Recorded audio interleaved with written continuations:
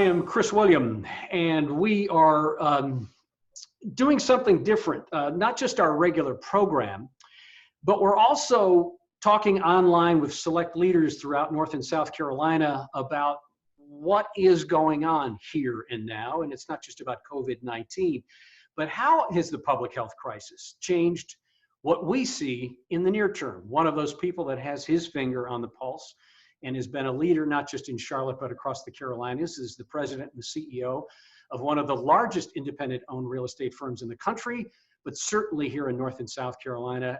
We welcome to this dialogue online, real time right now, Pat Riley. Pat, nice to see you. Thank you. Good to see you, Chris. Thank you. So Pat, not to be too cute, but to turn a phrase, what is the state of the current state of the real estate market as it is right now? Chris, as you know, we cover from Raleigh down to Lake Kiwi, Seneca, Hartwell. So we're that 85 corridor. And so we have 47 branches. Each of our individual markets, for good or bad, has different rules or guidelines. In some areas and counties and cities, we're essential. In some counties and cities, we are not.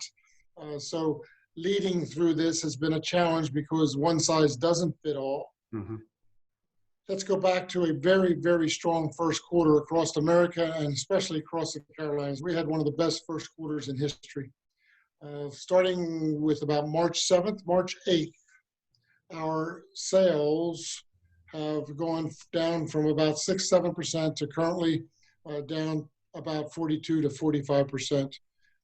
The Great Recession, it took us a year and a half because we're in North and South Carolina, we're in a state of immigration, companies coming here. Mm-hmm. We went into that recession about a year later than the rest of the country.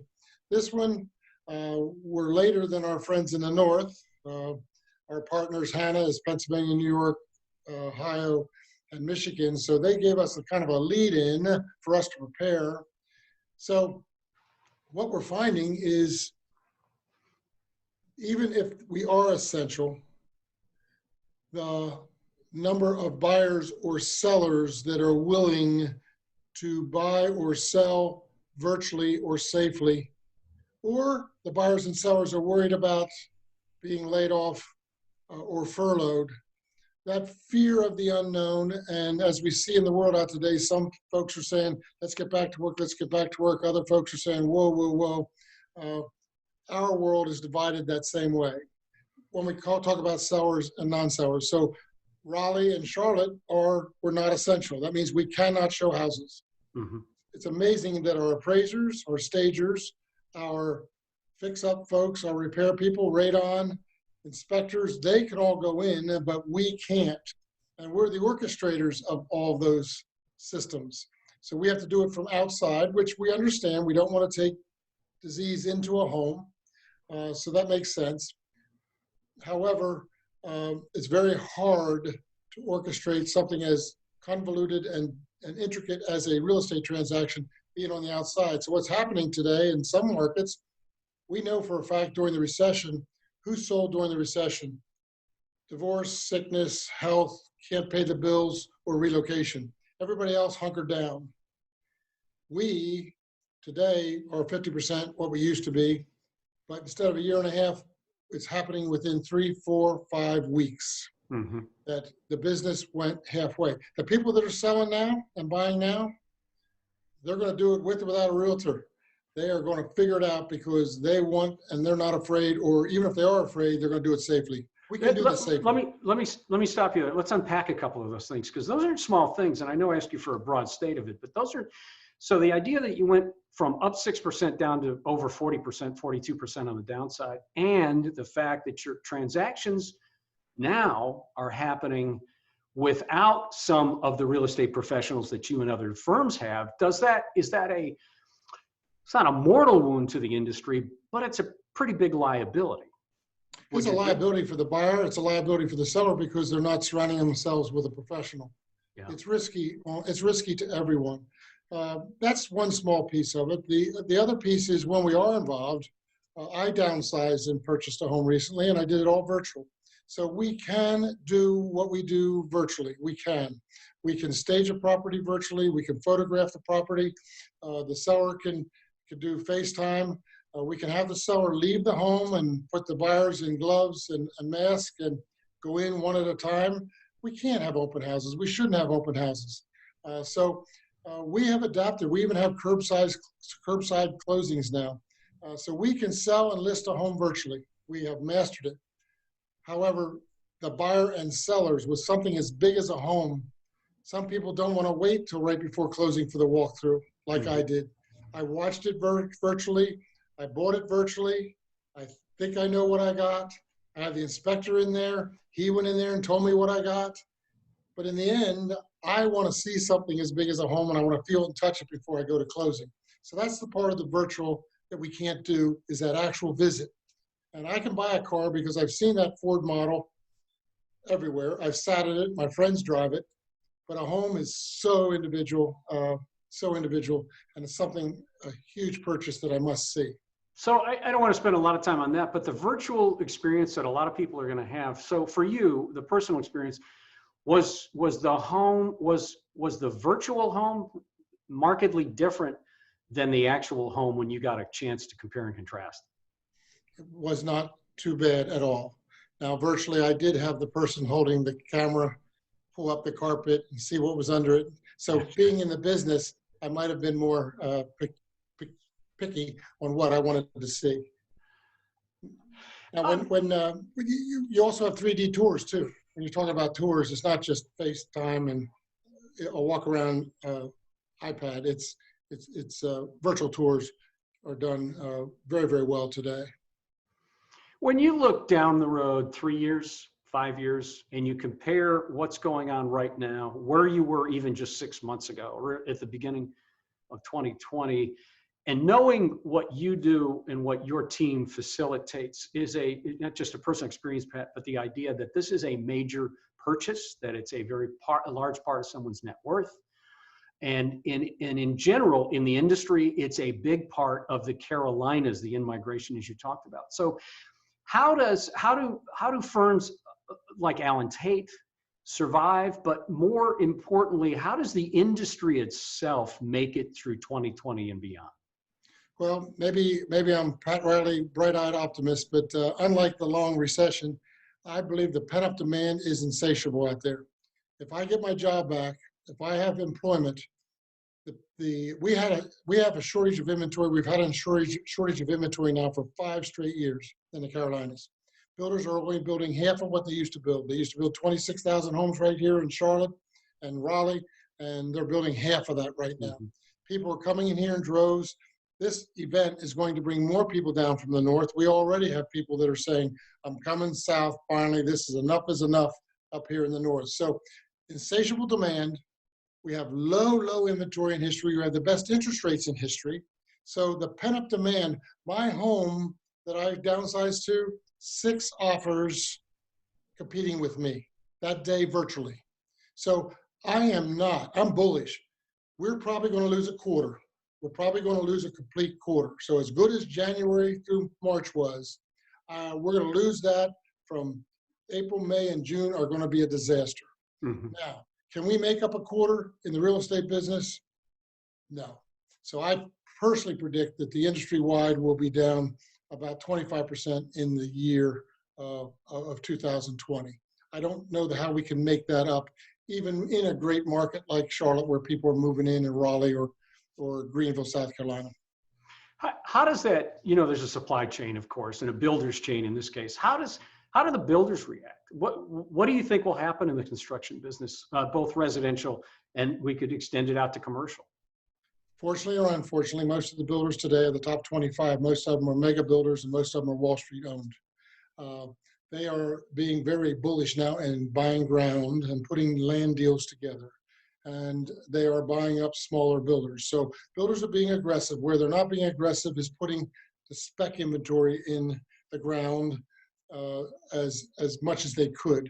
There's a premium in new construction today, about 14 to 19%, because people want it, they love it, they're building what people want. So the new home side, they're not essential either, but guess what? They're doing it like the car dealers.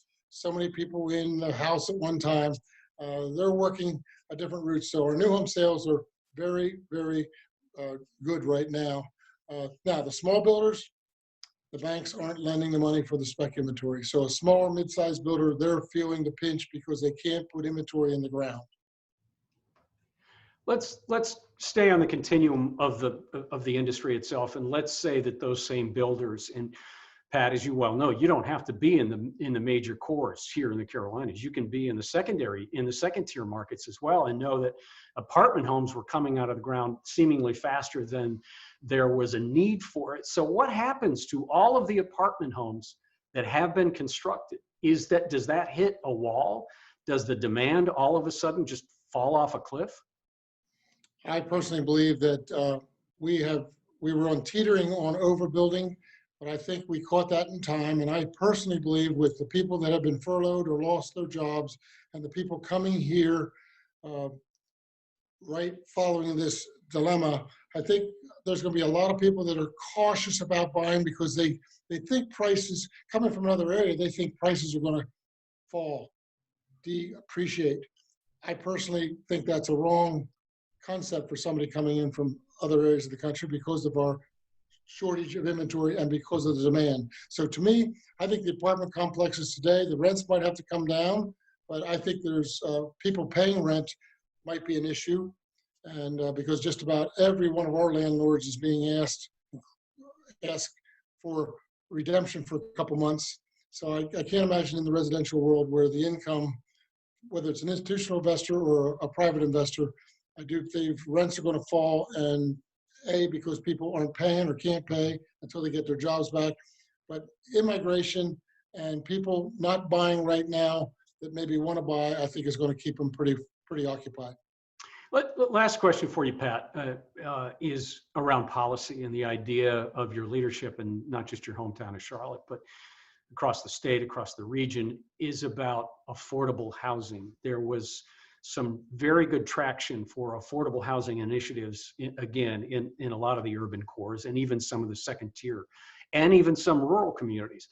What happens to the affordable housing? Does it completely be put on pause? And if that's the case, how long do you see this being sidelined? I believe, like you said, we have made tremendous progress in both private and public money put forth to get to the roots of this whole issue. The need is going to be greater than ever, just like our need for homeless. Our need is just going to be increased. Now, whether we have enough bandwidth in leadership and bandwidth in government to put their concentration to it right now, because right now they're concentrating on so many other things, unfortunately, may put that to the back of the bus. But the reality is, I think we're in a good place. I think we're breaking down the barriers of housing in that we can, if we change governance, we can build a new product or rehab a product that have a mixed economic component to it. If we don't have to devote any money raised to a home or a community or development where it all has to be subsidized housing or affordable housing. That's just not going to fly today politically.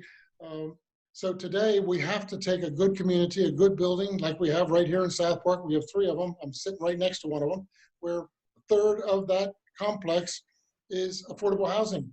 And everybody benefits and wins by that experience. Everybody, the students that live in there, the kids, the parents, it's a wonderful thing. So as long as we can start changing the rules, how money has to flow, and how we can put it into individual projects all around Mecklenburg County, I think we'll win. But I do think right now, Dana and the county and everybody is just all hands on deck for the current crisis.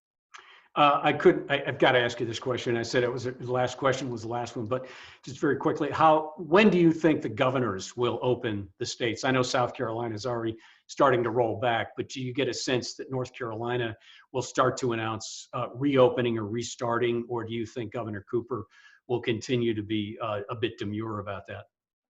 I personally think, based on us having offices in all these counties, that I think the governors will in my opinion, should and probably will secede to the local regions, where they have to measure their hospital capabilities. They have to measure the amount of folks that are affected. But I think this needs to be a community by community, county by county decision. I think state down right now, we've done that. We've been good at it, but now we have to let the counties that are affected the most do what they have to do, and the counties that they're saying, you know what, we don't have the issue here, we got to open those up. So I think the state officials will secede to the local. That's what I'm hoping. Pat Riley, President, CEO of Allen Tate, thanks for taking time to join us, and thanks Thank you so much for calling me. I appreciate it. Have a good one. Be safe.